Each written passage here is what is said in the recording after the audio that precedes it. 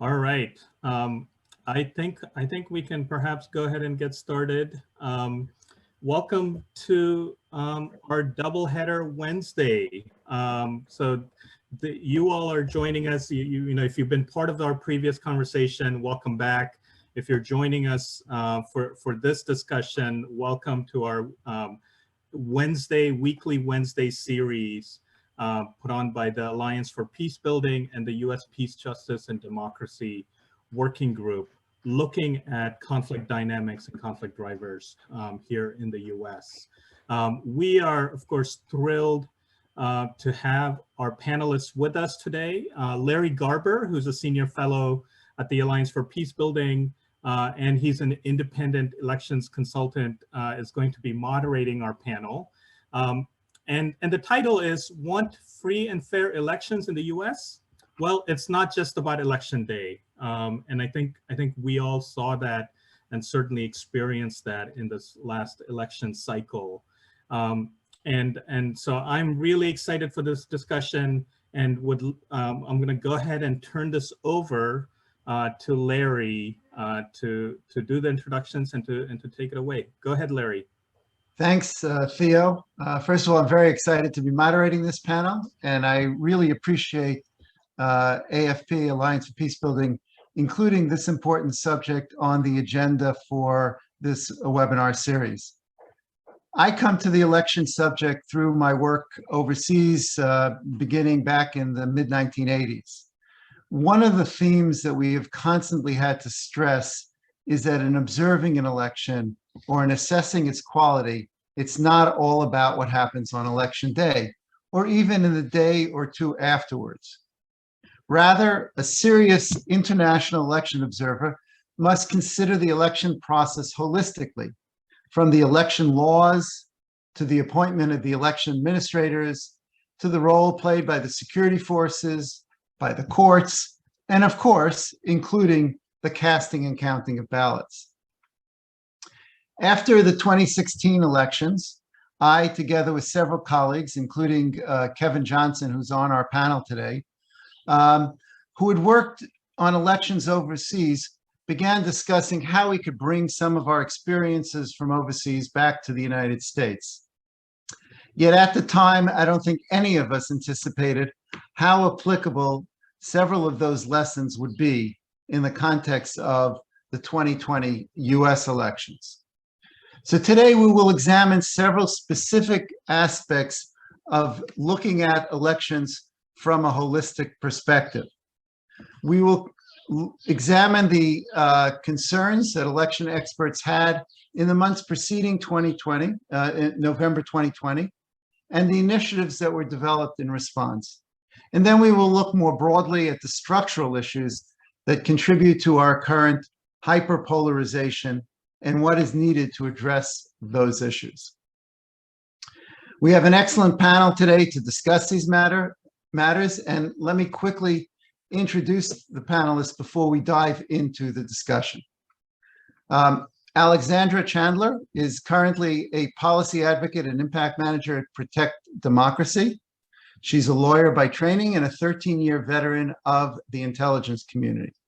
She actually ran for Congress, and I came to know her in her role as the lead coordinator for the National Task Force on Election Crises, which was set up by Protect Democracy and included 40, 50 leading experts on elections who commented on various aspects of the process.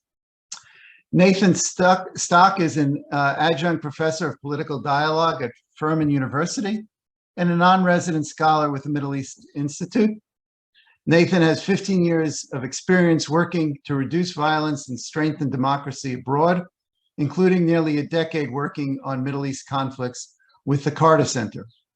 He is now leading a new Carter Center project designed to help reduce identity-based violence and strengthen democratic norms in the United States.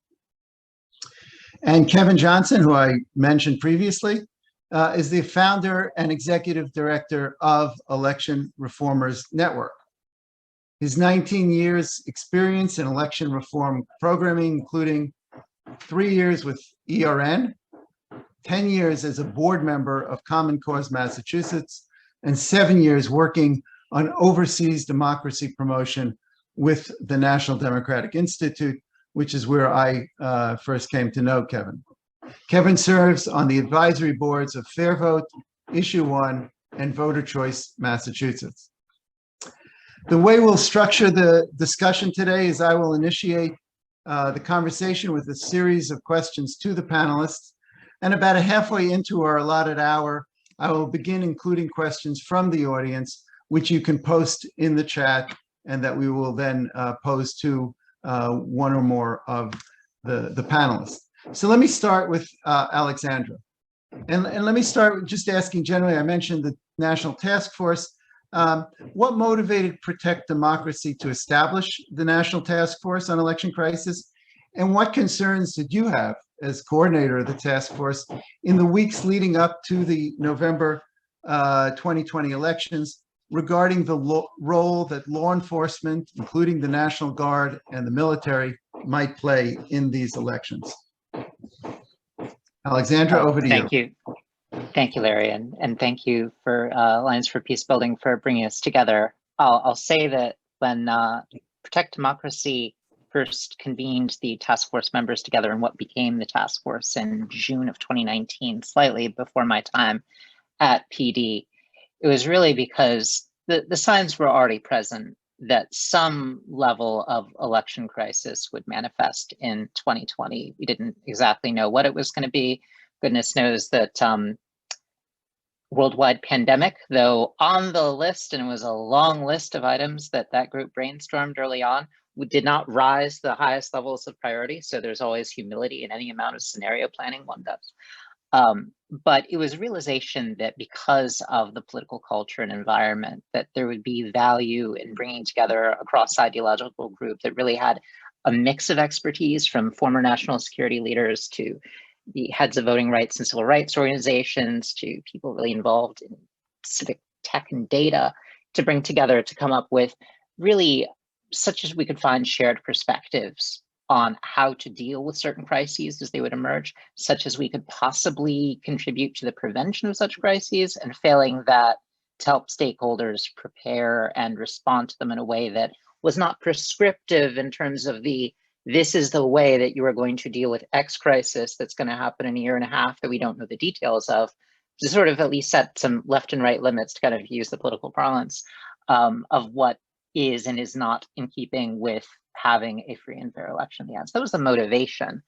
I'll say that in the months and weeks leading up to the election, among the very, very many worries of the task force, which, by the way, Larry used past tense to describe early on, it is still, and I'll say this sadly, continuing in that the concern for a free and fair election in 2022 and 2024 is very much still alive as an issue.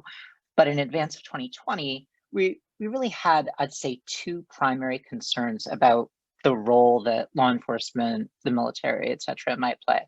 I mean, first was that former President Trump or senior political officials in the administration would abuse such control or influence that they have over military, federal law enforcement, say within DHS and or the National Guard, to deploy forces or assets in ways that would increase the risk of violent conflict or directly lead to conflict, and or potentially, as you got even closer to the election, interference with or discouraging, suppressing access to the freedom to vote.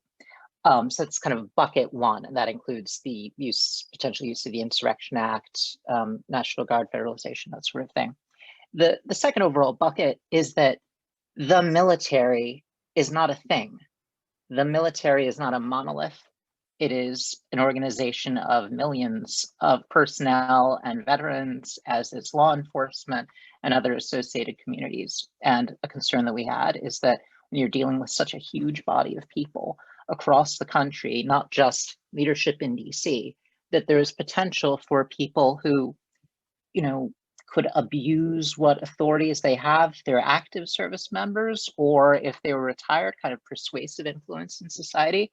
And just one person in, the way you put it, the wrong place at the wrong time could really incite actions or contribute to actions that could increase the chance of conflict.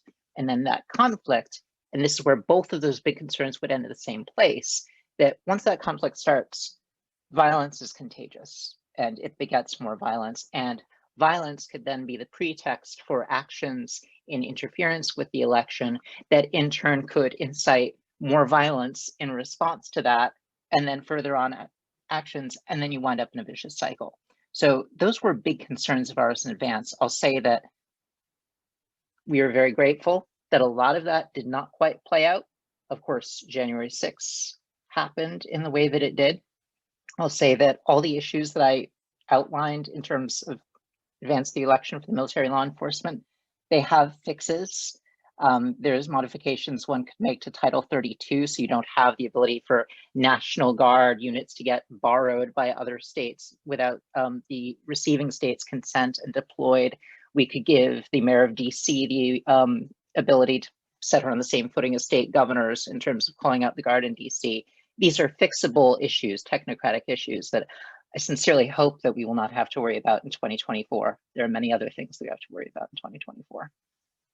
Alexandra, let me just follow up quickly, and then before moving on to the other panelists, and just ask, I mean, you sort of addressed it right then in talking about, you know, some of the fixes, but just talk a little bit about the mindset of, on the one hand, viewing the law enforcement and military, and certainly those of us who've worked overseas see this all the time, as a concern, and yet at the same time, they're, you know, integral role in ensuring that the process move forward in a peaceful manner, and how you thought of that issue in the context of both the political process that we were going through prior to and after November, as well as any of the legal issues that you were addressing. I'll answer that question, but I'm going to go off screen for a moment to turn off an alarm that is telling me to get my son at the bus stop, which I'm not going to do right now because someone else is doing that, but just forgive me for just a moment. The realities of the work that we're doing these days. So we'll give her a second, and then we'll come back. Oh, there you are. Great. Yes, it is an imperfect world.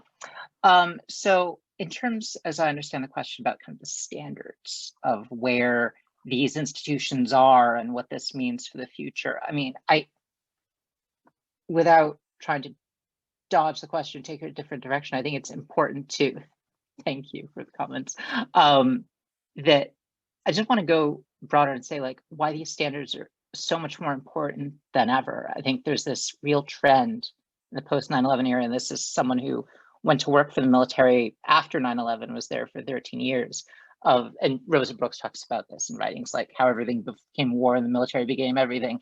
It's just the incredible authority that so many people across divisions hold the military, former military members, etc. So, and like, I've seen that arc where at the very end of my time working within government, I was there in the Pentagon the day that former President Trump used the Hall of Heroes as a location to sign the Muslim travel ban. So some of this is within the control of the military and DoD and institutions, and some of this is external to them, what political actors will do. I think that such as we can find grounding and safety, it is within the confines of the military's own structures and processes and directives. In advance of every election, you have the chairman of the Joint Chiefs of Staff, service chiefs going on down that issued guidance to their forces in advance of an election, reminding service members of their obligation as members of the military. And there's analogous processes for law enforcement. They're not quite as robust. I think that it would be perilous in light of the trend that I've described and the blurring of the lines for those of us that are outside honoring civilian control over the military, as I do, but to go from the outside and say, these are the new standards that we should put upon you because circumstances have changed. What I think we need to do is that the service chiefs, joint chiefs, internal processes really need to not just issue those directives, but really put like the full force of command, authority, and attention to them. And it's not just an, oh, by the way, directive that you issue 3 months in advance of an election, but it's something that, given particularly what's happened on January 6th, that this is something that has to be enmeshed into the broader culture, something that's just a continuing part of military education, and not just for the officers, but particularly, and I'd say in many ways, especially for the enlisted ranks. I think that that's something that I would like to see more of before the upcoming elections. I hope Great. that's at least partially responsive. No, that's very responsive. And again, it reminds me of some of the work that we did overseas, where again, these issues would come up, and we thought they were very serious, but for the life of me, never suspected that we would be dealing with them in the same way in conversations here in the United States. Nathan, let me turn to you now and just ask first, why did the Carter Center become involved in the U.S. elections? Most people probably appreciate the role the Carter Center has played overseas, but was this something special for the Carter Center? And what did you do at the community level to try to mitigate conflict and reinforce confidence in the electoral process in 2020? So just a little background on the Carter Center's involvement, and then specifically on the work you were doing at the community level. Sure, and thanks, Larry, Theo, and the Alliance for the invitation. It's great to be here. I'm glad we're having this conversation. As I'm sure most of you know, the Carter Center works almost exclusively. The Carter Center became famous many years ago for monitoring elections overseas. So for President and Mrs. Carter, the Carter Center's board, to make the decision last summer to apply some of these methods that we've used abroad to mitigate armed conflict, to assess integrity and so on, to apply that to the United States was a big deal for the Carter Center. It was an indication of the fact that certainly at the staff level, and I think all the way up to President and Mrs. Carter, we all saw bright waving red flags about the state of polarization, the potential for identity-based violence, including political violence in the United States, the potential for the electoral process to really be disrupted. So, so they made this decision to work, at least initially, on two tracks. I came back to try to design and run an admittedly rushed and experimental violence mitigation project. And we did three main things there, admittedly in a big hurry. We only started September 1st. First, working with a couple of partners, with Bridging Divides at Princeton and Cure Violence Global, we built a data analytical tool that helped us at the county level try to anticipate which US counties would be at higher risk of unrest surrounding the election process. We drew on publicly available data. We didn't have time to test the statistical significance of the input data sets. We picked things that we thought were relevant and we went with it because we were in a hurry. But for our purposes in September, October last year, the model was sufficient to help us narrow our focus to certain communities that we thought would be at higher risk. So when that analysis was done, we had 27 counties that pinged, several in North Carolina, the Pittsburgh area, the greater Atlanta metro. And so we then selected a few of those to see if we could, first of all, get a second opinion, ground truth our findings, do qualitative conflict analysis. So I began to reach out to basically anyone who would take my phone calls in and around Charlotte, North Carolina, the Triangle area, Raleigh, Durham, Chapel Hill. We also focused on Atlanta and Pittsburgh, PA. And there we tried to connect with local folks, local leaders. We engaged a lot of clergy, faith leaders, folks with local nonprofits. And we pulled them together in a series of Zoom workshops. By this point, it was mid-October. And in these conversations, we tried to, first of all, share our findings, but then we really pivoted to doing more listening than talking because, I don't live in Charlotte, North Carolina. I'm always hesitant to come in as an out-of-towner and tell folks their business. Instead, we wanted to ask, do you share these concerns? These are the things we're seeing. We're coming into this election. It's 3 weeks away. Everyone's tense. What are you worried about? And what we found in those conversations was, yes, I mean, I think there were a lot of worries in the United States across communities in October of 2020. And so as we had some space to air that conversation, then we pivoted to arguing that we could perhaps help these communities if they wanted to work with us on this. And there we shared messaging.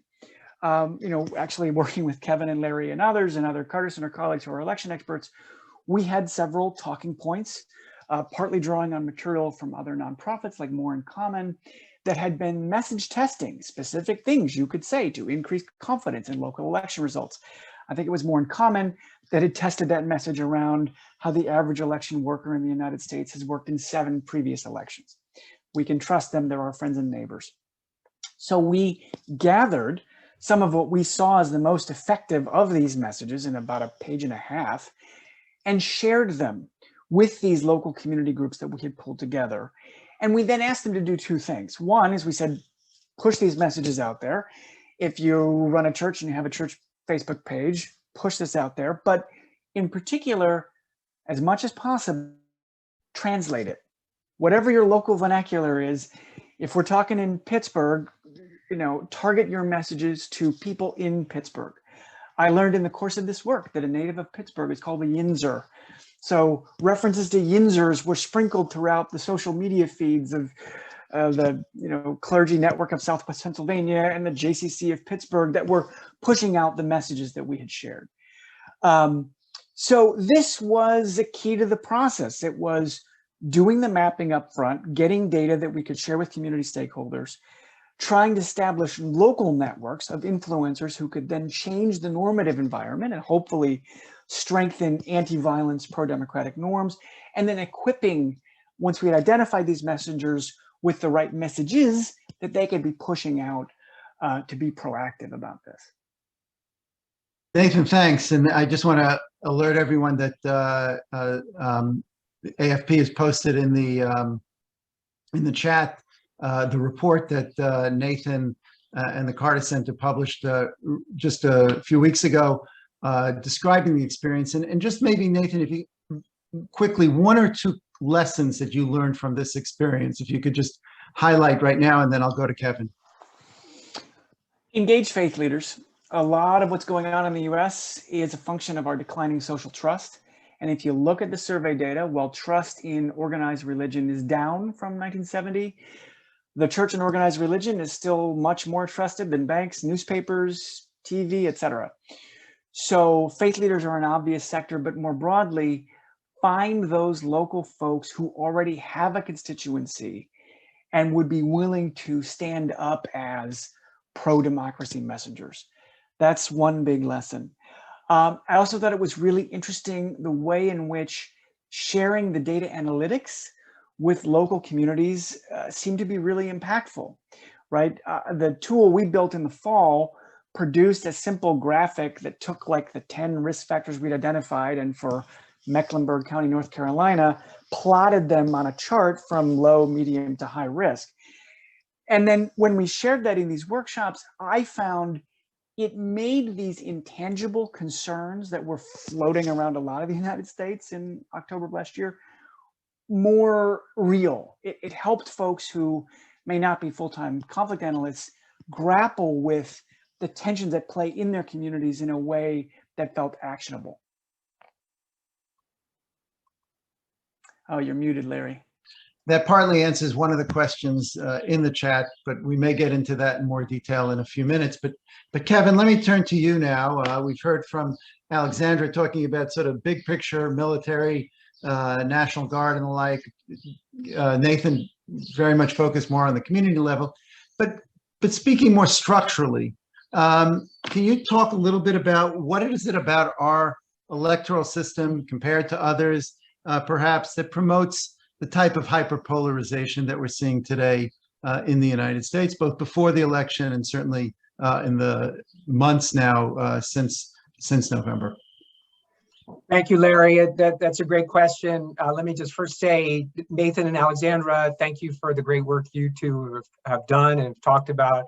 And thank you to the Alliance for Peacebuilding. This is a great series that you guys have been putting on, so very honored to be a part of it. So, Larry, there are a lot of answers to your question. There's a lot structurally that contributes to hyperpolarization. I'm going to try to talk about 4 things. I'm going to kind of go in sort of ascending order of problemness, let's say. And so number 4 on my list is the Electoral College, which is already a source of distrust in our elections. And it also, you know, if we look back at, so say, the last 8 presidential elections, the GOP has won the popular vote once. If it were a requirement that you could only get to the White House by winning the popular vote, as it is in most countries, there would be a course correction in the GOP. There would be a reduction in its acceptance of a sort of ethno-nationalist posture. That in itself would do a lot for polarization. So that's number 4 on my list. Number 3 on my list is that our elections are set up and run by partisans with a direct stake in the outcome. You know, in most countries around the world, election administration and a lot of election decision-making is in the hands of independent professionals. Here we have state legislatures that are an interested, conflicted body that draws the lines for districts that have a huge impact on elections. We all know gerrymandering is a critical factor. The state legislatures have recently been demonstrating their interest in micromanaging election rules. That's not new. Jim Crow was micromanaging election rules for the benefit of a party in power. Now we see state legislatures that are sort of usurping some of the role that should be in the judicial level, at the courts, in terms of how election disputes are resolved. We also know secretaries of states are affiliated with political parties. The vast majority of them overcome kind of that poor design of the office, but not all of them do. So that set of problems allows, in a way, for a party that has won power to keep power in ways that weaken faith that the kind of alternation in power that's critical to democracy will happen. And that itself really heightens polarization. Number 2 in my list is money. We have an absurd system just drowning in unlimited funding. Most of that money is spent effectively to make voters mad at the other side or fearful of the other side. It's working. Maybe it's just, that's all we need to say really on that point.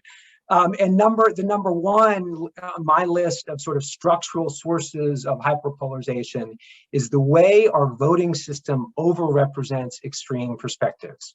And, you know, a key driver here are the primaries. If you think about primary elections for the House of Representatives, you start with a district that's been drawn by insiders to be safe to one side. You organize a primary, maybe 20% turnout. Polls show that's the most ideologically driven 20%. You might have 6 or 7 candidates. That's becoming more common to have a lot of candidates. Someone wins with 25% of 20%. They are backed by, you could have the person going to Congress being effectively backed by the most extreme 5 or 10% of the district. And they're going to a body that is really designed for collegiality, that really only functions when people cross the aisle.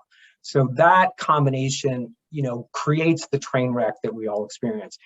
At ERN, we've looked into that last particular point and found some really interesting findings that members of Congress who get to Congress by first winning a primary with a low plurality, with 25, 30% of a primary, vote in show a more extreme voting pattern than other members of Congress, even if you correct for the partisan nature of their district, where their district is. And such members were 4 times more likely than others to have voted to support the January 6th kind of insurrection vote, you know, against the Electoral College. So anyway, so that's a lot kind of packed in there. Happy to talk about more in detail, but well, you know, I mean, that's a pretty daunting challenges, Kevin, that you laid out.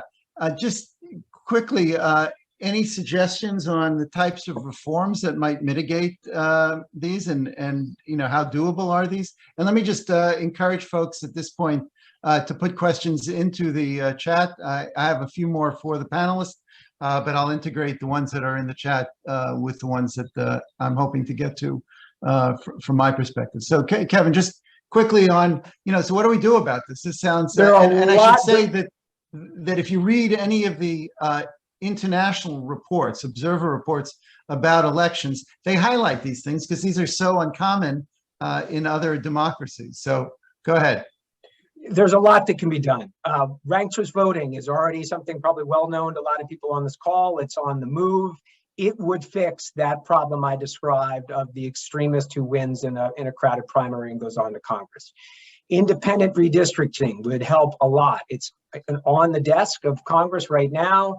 It has 60% support among Republicans.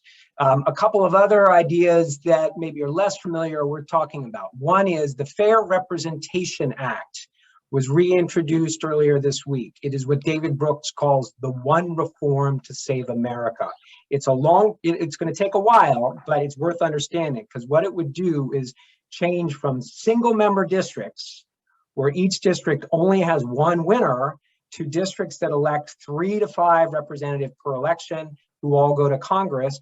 And in that way, Republicans in New York, Democrats here in Massachusetts, Democrats in the Plains states, et cetera, would get representation. Both parties would expand their base in Congress. Congress would be more representative and might begin to include third parties and independents. So that's another one that's not well known, but if we could move toward it, would have a huge impact. Another reform that we support is expanding the House. The House has not grown since 1912. The US is an outlier in how large the districts are that any individual member represents. More representatives would broaden the representation. They would allow for a third party. The UK and Canada both vote like we do. They both have third parties because they have smaller districts. And that would also help reducing polarization. I'm going to throw out 2 more. I'm sorry, this is a very long list, but we should sanctify election results. We should require, you have to swear on the Constitution that you're going to swear to an oath of office when you were elected. What about an oath of candidacy because results are an embodiment of the speaking of the rule of law of the country. To have a debate, ask the question, well, are you planning to accept the results of this election? I mean, it's a little bit like a minister at the chapel saying, are to have or to have not, or maybe, where do you come down on it? So I think we need to think of election results as part of the rule of law, and that they need to be respected in that same way. So anyway, there's a whole bunch of things. I can say more, but we got more ideas after that. So just picking up on that point, Kevin, and going back, Alexandra, to you, leading up into the election, what was the thinking among the task force about how likely it was that candidates would or would not accept the results, and what were the thought about whether we had adequate dispute resolution mechanisms in the courts, in other places, and where do you think we go from here moving forward? I mean, did it work? Do we need to make some changes? And where do you see that going?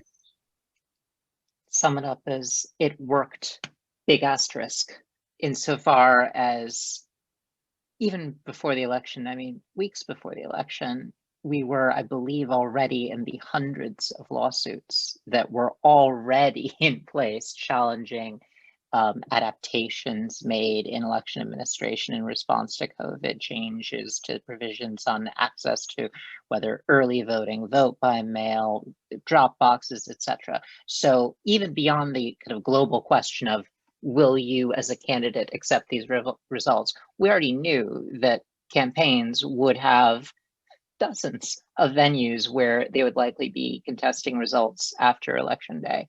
So for us, the kind of macro consideration was that we had been all along the task force and other groups, and the task force had really been kind of as a platform elevating multiple aligned voices, but not trying to be its own singular voice, pushing the concept of this is going to be election day, it's going to be election season, and you're going to have to really wait a while to get the results. And we really watched in research and polling to see if the public was really accepting that, because our concern was not just that, oh, prompt election results are good in their own right, but that because you'd have that period that would be extended after election day where the results are unclear, that's a window for more to interfere, to disrupt with processes, to make allegations not founded in legitimate claims, and otherwise to undermine the results. So it was both a, yes, we had the concern,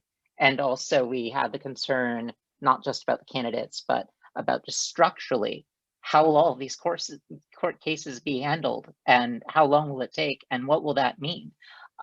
It worked insofar as the courts rejected the dozens of just specious arguments about changes in administration, as well as allegations of voter fraud that were, allegations of widespread voter fraud. The courts handled all of that very well.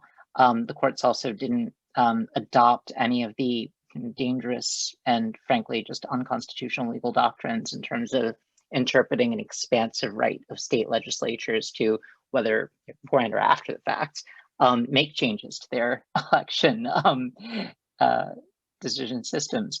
Now, what I will say is that something that did not go well, and this leads into the kind of what we do from here and where do we go from here, is we had been encouraged before the election and even the days later that voters across segments and systems, while not having the same respect for, say, their local to the extent of like local election administrators and military, that people really respected the idea of, well, the court has decided X and therefore it's over.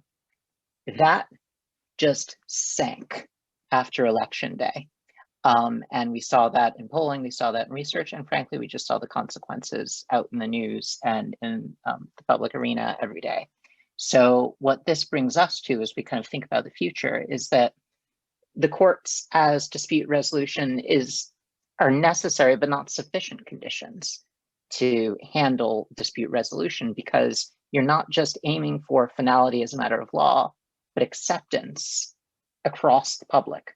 So then what does that mean and what does that look like? And that means that we have to look at, say, some of the big fixes that Kevin mentioned. We have to look at things like improving transparency, improving education as to all the processes that election officials already undertake. Things like risk limiting audits and otherwise to ensure the integrity of the vote. And that's all there. It's just not so broadly understood. And while not being so naive as to say, well, the answer is to just say it again and say it different and say it more loudly. It's not quite that. It's that you have election officials that have very widely different kinds of jurisdictions, hugely resourced massive counties, and then smaller ones that may or may not have massive resources, and otherwise huge counties with nothing, huge counties with a lot. And such as we can meet these officials where they are and give them communication tools and platforms and otherwise to be the trusted voices in their communities and actually be out there and heard. These are not big, dramatic fixes, but incrementally some of what we're going to have to need to do this better in the future, the dispute resolution piece and acceptance. Great. So there's a question from Raju in the chat, but I'm going to first ask Nathan, then I'm going to ask Kevin to answer Raju's question.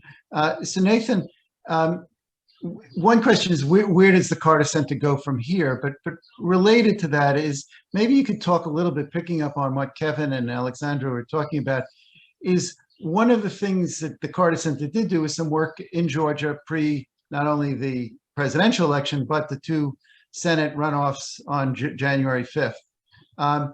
And one of the aspects that I'm familiar with is the code of conduct. And so maybe you can talk a little bit about that, both in the context of what you were doing in Georgia, what you think about that moving forward, and what the Carter Center more generally is doing moving forward. Yeah, thanks, Larry. And this speaks in part to Alexandra's point about acceptance of results. So in December in Georgia, we had 4 Senate candidates in a runoff, and the Carter Center tried to convince all 4 of them to sign on to what we call a code of conduct, which in our election observation abroad is fairly common. You write up a statement of clear civic principles. Candidates would agree to accept the results, not incite violence, right? These are fairly basic. And you would not only try to get them to sign, but to do so in a fairly public fashion, that you have media coverage and civil society. You make a big to-do of it. And the hope is that you're creating a virtuous cycle. Candidates have made these commitments. Everyone has seen them make these commitments. Therefore, hopefully, it's harder for them to violate them. Well, in December in Georgia, we didn't have that kind of time. So I think, Kevin, you may have been involved in writing it. We drafted a code of conduct. We shared it with the 4 candidates. The 2 Republican candidates, Democratic candidates, signed. Thereafter, the Carter Center CEO published an op-ed in the Atlanta paper where she quoted pieces of the code. But the message here was, look, if you live in the state of Georgia, we all ought to be able to expect that folks running for office, and I would argue whether they're seeking a Senate seat or a school board seat, should sign on to basic civic principles of this nature. What was instructive to me, trying to work on the conflict mitigation side of that, was after that article was out, the language of the code of conduct was a very useful framing for surfacing the conversation about the underlying values that were at stake here with our other target audiences. We were already talking to dozens of clergy. We were talking to the chambers of commerce. We were trying to help these other sectors of society who would often be reticent to weigh in on politics, certainly wouldn't want to endorse a candidate, which I totally understand. But this was a way of saying, okay, you don't have to talk about which senator you want, but we all ought to be able to stand up for basic principles like this. And if we can do that, we can suck away some of the oxygen for others in society who might want to violate these norms. So we anticipate going forward, the hope is to target 7 that we know are going to be volatile, presidential swing states, but at least first working toward the midterm elections. And in these 7 states, one of the things we'd like to do is more rigorously establish resilience committees, local committees of community leaders who would be willing to serve as sort of advocates for these standards, but also to serve as kind of flexible conflict response and platforms. But part of that we expect would be rolling out codes of conduct well in advance of the midterm elections, so that instead of the Carter Center approaching, X, Y, and Z candidates, you have a whole broad civic coalition that has been mobilized, is in the media saying, these are the expectations in our community for how this campaign should be run and what the aftermath should look like.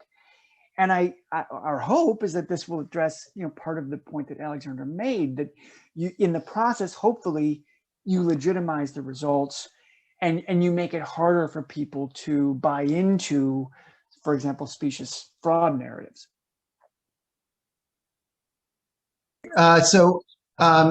Thanks, Nathan.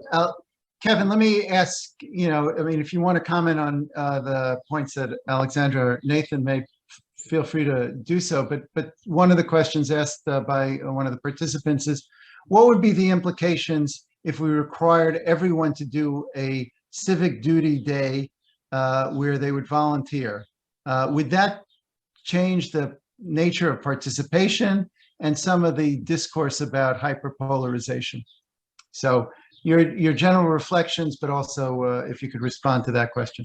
Yeah, and I'll respond to the question first. And I think it's, it's a good idea, or it's the category is a good idea. I think, civic participation, it can help. I think the way it can help the most is if it sort of helps us unsort.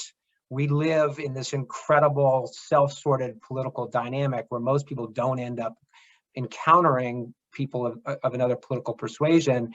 And, the greatest generation story was about the guy they met from the other side of the country who turned out to be a great person who their family wouldn't have known, wouldn't have thought that they'd be friends with or whatever. We need that mixing. So the one day makes it hard to create that. I think there's a lot of good ideas out there right now for, civil for sort of a year, young people having a year of service, which would lead to that kind of mixing. But I think in Raju, that spirit of civic duty, I think can definitely help.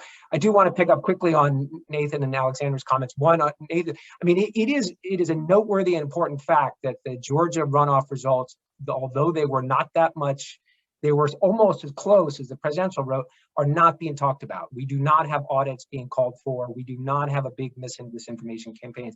So some of that is the personality of Trump, right? And that's what drove, and some of that is kind of the stuff that you guys are doing. So that notion, even though the two Republicans didn't sign on, it can get into the water a little bit. And I think we need it to, because the way in which Trump has sort of set the tone around him, so that journalists were looking for that headline about, he said he wouldn't accept, there was, 6 months before the election, everyone was sort of playing the game in his norm. But I think countering that norm nationwide, election-wide, is something that can happen, can be done by civil society. At ERN, we're working on that issue on the critical office of Secretary of State, because there are a handful of candidates for that critical office who have demonstrate, blatantly their disregard for settled election results that have been decided by court, verified by courts of law and by audits.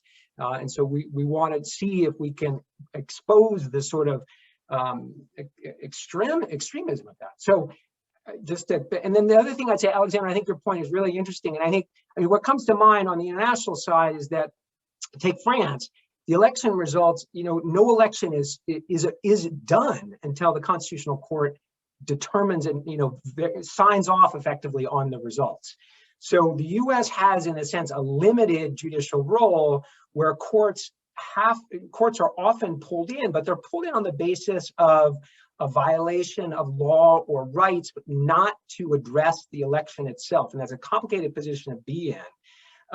In a way, it sort of raises the issue of whether courts need to explain a little bit better what they are doing in election cases. I mean, the Bush-Gore decision released, midnight on January 12th, when, people, it took the first reporters a half an hour to figure out who won. And many of the decisions that came out this fall likewise were opaque at the outset, and we no longer have the mediation between our institutions and our citizens that we used to have from the nightly news. That mediation cannot be relied on.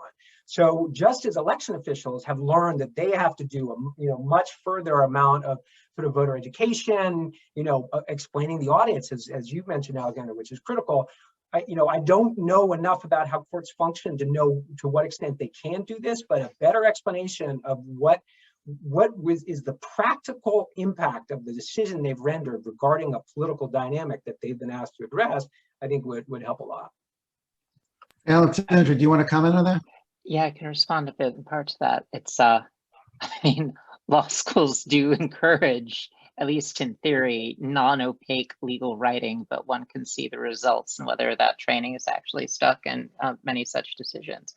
But part of the problem is structural, that such as you might get down to the practical implications, that then it becomes so quickly able to be politicized, even when just trying to be clear and pragmatic, that then that could diminish the perceived legitimacy of the decisions. So there needs to be intermediaries, as long as we're in this kind of half in, half out system where the courts do have this role, but it's not like an every time role. It is a violation triggered role when there's a case or controversy. This then I'd say comes back to some of what Nathan has mentioned throughout, which is the importance of other validators and other groups, whether it's faith or otherwise. So much of the task force's time in the post-election period was when these decisions were coming out, trying to get all the council on our team and task force members to read through these decisions and translate, like, here's what this means, here's what this doesn't mean, here's the next 5 cases coming up, and here are the things to watch for. But this is no way to run a railroad to count on civil society organizations, initiatives, however well-intentioned to do this, yet this work clearly does need to be done.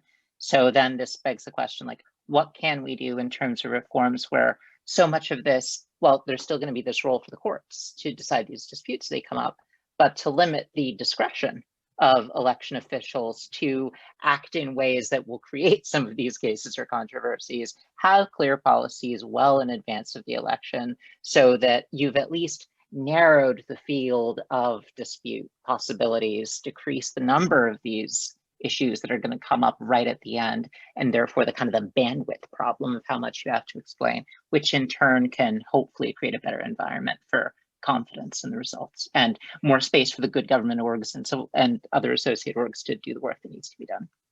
Can I jump in very quickly on that, Alexandra, and give a little plug for the task force? One of the things I was doing in the fall was forwarding the task force's nicely broken down analyses, emails to the networks I was setting up in the 3 states we were working in. And I got so much positive feedback on it. Clergy in Southwest Pennsylvania who said, wow, this is super helpful. Thank you very much. So I do think it speaks to the importance of marrying analysis in plain language with people who can then carry it forward. Kevin? Yeah, just I think the issue of the amount of cases that were raised this year really is fascinating. We did this kind of informal op-ed style study where we got on the phone with election administrators in a handful of Canadian provinces and Australian provinces and a couple of countries. They had elections plenty of places had elections during COVID, and they had to make major changes. Many of them had no vote by mail or minimal vote by mail, had to do all sorts of things. And so the 2 questions were, who made the decisions and what was the political dynamic around them, and how many lawsuits? Now, obviously the US is more litigious, so that's not all that fair a question, but the answers were the decisions were made by election professionals and there were no lawsuits. So this is an election ecosystem issue. We have, state legislatures, micromanage elections in a way that it would be unrecognizable basically in any other democracy in the world, because we don't have sort of professionally designated, structurally independent, reliably independent administration given the discretion and authority to make the decisions. So there's sort of a holistic change there where we sort of reimagine election leadership, what is currently secretaries of state and state election boards, so that those positions are independent, have authority over certain areas.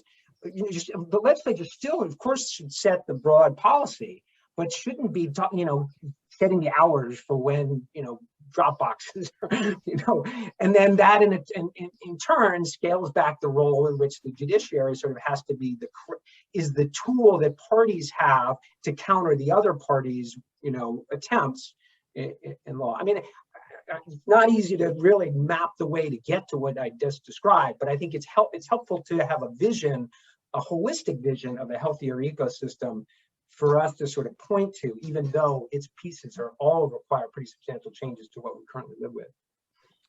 So we have about 4 minutes left, and there's a question in from Sita Nilsson, which I want to reframe a little bit and ask each of you to comment on. So she's asking specifically about the Carter Center getting involved in training of domestic observers as a way to decrease polarization. So Nathan, if you want to comment on that, but more broadly, where do we see the ecosystem that developed for the 2020 elections, whether it's the task force, whether it's the Carter Center, whether it's some of the work, Kevin, that you've been doing with ERN, where do you see that moving as we move to the next step, particularly around this issue of hyperpolarization and the potential for conflicts to, expand and potentially even get more violent? So Nathan, we'll start with you since it was specifically to the Carter Center, and then we'll go to Kevin and Alexandra, and then I'll close out. I hate to dive, Sita, but it's not quite in my department. In fact, Larry or Kevin may have more up-to-date information. I know there are plans underway. It's been discussed to do more training of domestic observers. I think we can all imagine the potential benefit, but I don't have more specifics than that. Okay. Kevin, do you want to answer just domestic observers, Carter Center or others? What role do you think they could play, again, given some of the experiences that you've been part of overseas? And how do you think they could fit in the context of the United States? And again, distinguishing here, I mean, everyone needs to keep in mind, there are domestic observers who work for the political parties and are party poll watchers. And there's been some controversy about that in some of the legislation. And then there are the so-called nonpartisan observers representing civic organizations some of the coalitions that Nathan was talking about earlier that have played a role in the work we do overseas have less been involved on election day in the United States, but have certainly been involved in the broader ecosystem. Yeah, I mean, I think there's an important potential role for nonpartisan domestic observers here in the U.S. Political, poll watchers are, of course, also an important role as long as they obey normal rules that kind of limit, any extraneous behavior that might come up. The key thing is to figure out a way for the observation mission to be credible on both sides. So maybe, you embed a MSNBC and a Fox reporter that goes along with every step or something, so they can show to each side kind of, here's what we do. And it's and the other, so it's building credibility, which is really challenging, as we all know.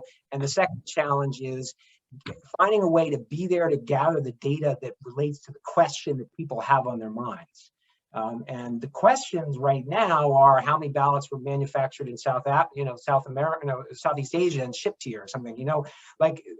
So there is a potential mismatch in a way for what observers might be trying, gathering. But if you can figure out about mailed ballots, and the signature verification of mailed ballots, for example, is something that could be probably observed pretty effectively through a sampling. And could give some third-party verification of how that's done. Or there may be other very targeted things like that that could address the source of concern. So I'm going to turn, Alexandra, to you to close this out, but put it in the context of the title of this webinar was, it's not all about election day. And I very much viewed the task force, which I was part of, as reflecting that we were focused on issues. We weren't going to observe what happened on election day as traditional observers, but we were observing the process more broadly. And so I'm curious, given the experience in 2020, where do you see that going, task force, and for other organizations moving forward? I think two big elements that I've talked sometimes about the task force's role between elections is trying to take as many sharp objects off the table as possible in advance of the election. So things like reforming the Electoral Count Act and being supportive of any efforts to do that, whereby the vulnerabilities and ambiguities in that legislation creates the opportunities for flashpoints for people to dispute results, and then that can really lead to more polarization, more conflict, etc. So things of that ilk, that's kind of one bucket of work. The other goes to just more broadly hyperpolarization, trying to combat it and trying to increase effectiveness for future elections, is using this time to build trust further with a broader swath of validators. We were very fortunate to have really amassed a lot of credibility with a lot of faith, business, community, labor, former military validators across categories that took messaging into communities to try to just generally in a diffuse sense, but then also somewhat targeted for specific states and otherwise, to get those messages, that translation of what's going on into communities. So we're going to hope to do that again, and to do that over the course of this period of time up ahead. That is really going to be a focus of my own personal attention over the next 2 years. Great. Well, thanks to the three panelists, Alexandra, Kevin, and Nathan. It was really a great conversation. Again, thanks to Alliance for Peacebuilding for organizing this session. And I hope these sessions continue, because I think these issues are really important and deserve the attention that they're getting in this forum and others. So with that, I'm going to close out and have a great rest of the day. Thanks all. Thank you, Larry. Thank you so much.